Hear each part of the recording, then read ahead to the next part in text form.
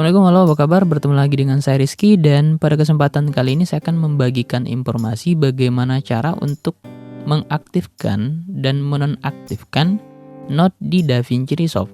Nah, untuk pemula biasanya kalau untuk mengetahui perbedaan antara video sebelum dan sesudah diedit, biasanya menggunakan bagian ini atau Shift D.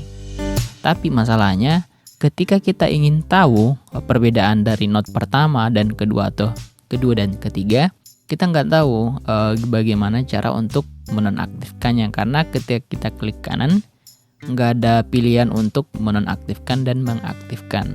Untuk DaVinci Resolve yang versi lama biasanya ada ada icon colokan untuk menonaktifkan dan mengaktifkan, tapi di versi baru tuh nggak ada. Tapi sebenarnya gampang banget ya. Kalian tinggal klik nomor yang ada di bagian note-nya seperti ini, dan secara otomatis note ini akan nonaktif. Karena di sini saya akan koreksi bagian tangannya, maka untuk melihat perbedaannya kita klik nomor yang ada di note tersebut.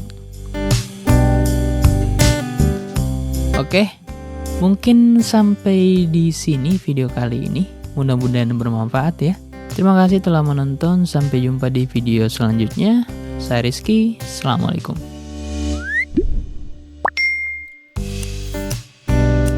How I Channel, selalu ada cara, kita hanya perlu mencari dan menemukannya.